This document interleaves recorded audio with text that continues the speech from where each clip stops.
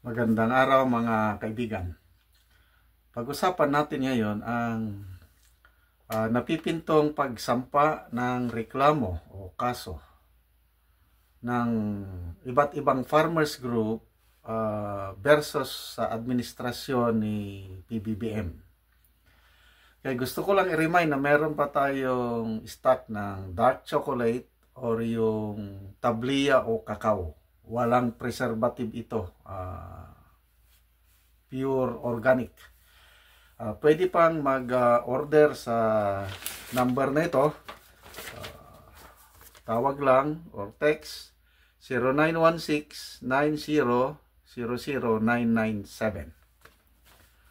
Okay. Ano itong bagay na kung saan magsasampa ng reklamo o kaso ang mga farmers group?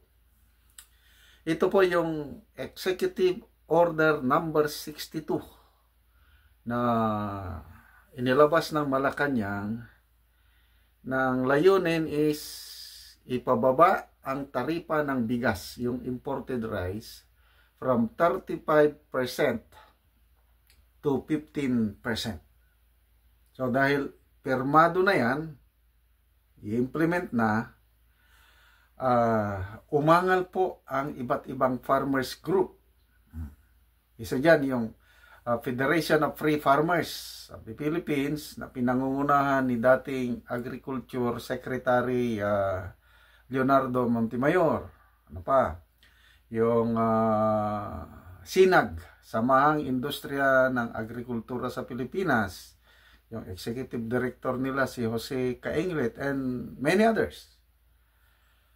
Itong iba't ibang grupo naka-ready na yung kanilang isasampang reklamo, I don't know kung anong kaso ba ito, para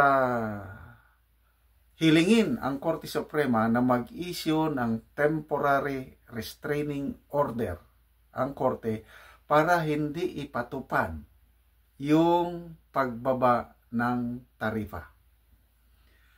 Okay, bakit nagrereklamo ang mga farmers dito sa pagbaba ng tarifa? By the way pala, ano ang purpose ng Administrasyong Marcos Jr.?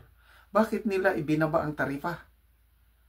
Kasi nung una, pag-approve ng Rice Tarification Law, 50% ang tarifa noon, yung buwis, at malaki ang nakukolekta ng gobyerno. So dahil income ng gobyerno ito na ibabalik sa taong bayan, na ibabalik sa mga magsasaka para subsidy.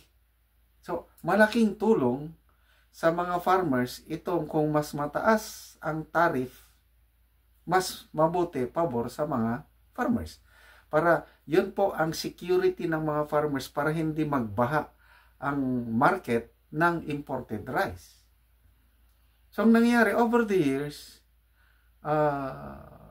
bumaba ang tarifa from 50, naging 40, naging 35. So ngayon 35.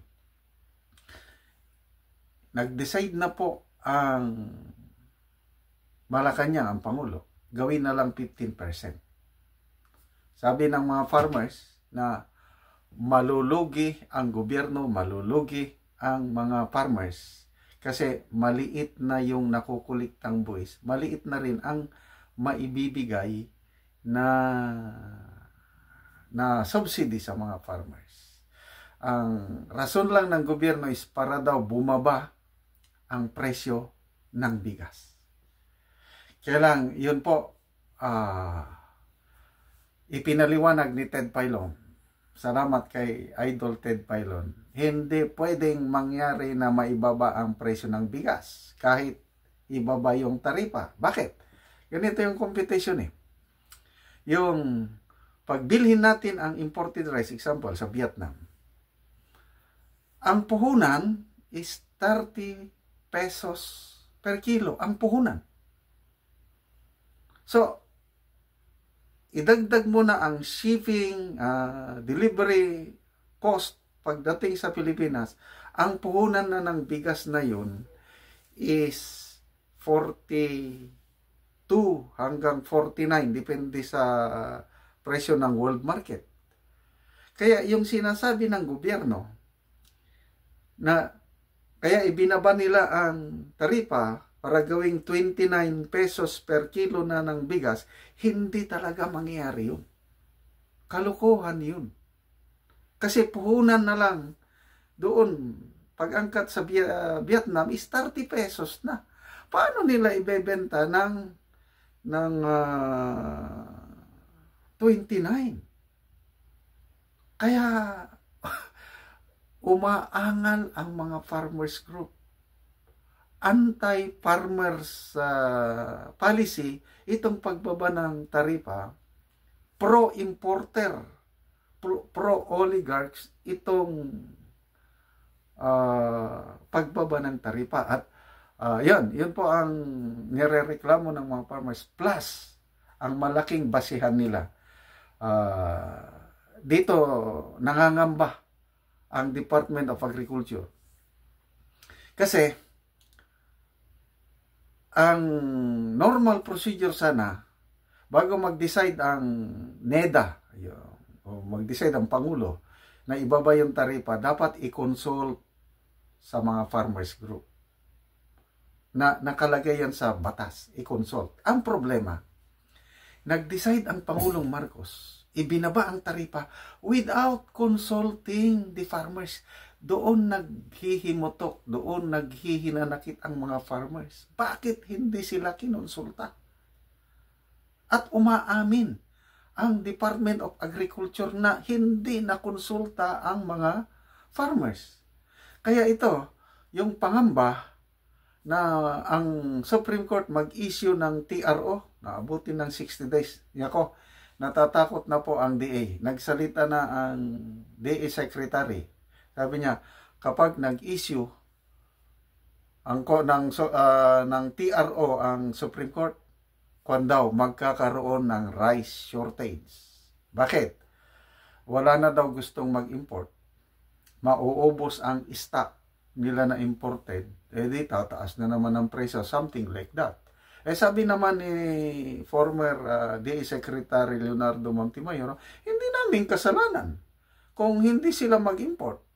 Basta kami, karapatan namin na humingi sa Korte Suprema ng tulong para i-restrain yung pag-import ng bigas dahil bakit hindi nyo kami kinonsulta? O nga naman. Pati itong ito palang nangyari. Ang Department of Agriculture, ayaw ng DA na ibaba yung tarifa ng bigas. Ang gusto ng DA, itaas pa. Ibalik sa 50. Tapos ayaw ng DA na ang pagbaba ng taripa hanggang 2028. Kung ibaba man ang taripa, mga 6 months to 1 year lang.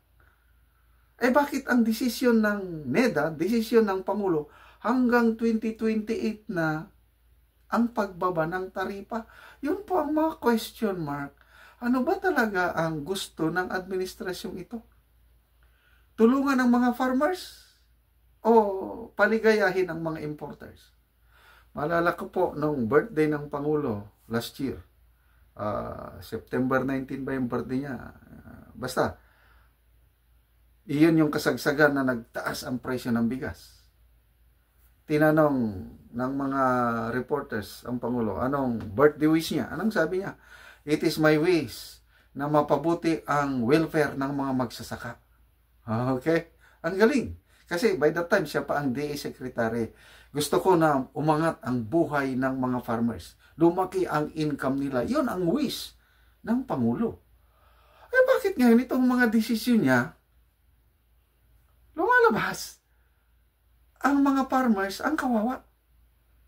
Kasi malulugi sila dahil sa importation na napakababa na ang taripa ay talagang babaha ang presyo ng imported rice. Kawawa itong mga farmers natin. Yun po ang kalagayan. Kaya natatakot na ang gobyerno yung isasampang kaso na kikita nila siguro, baka papaboran ng Korte Suprema yung mag-issue ng TRO. O di, wala na, stop na yung, may stop na yung importation. Nako, marami nang mag-aangal. Bakit hindi nyo kaya na, something like that. So, tingnan natin.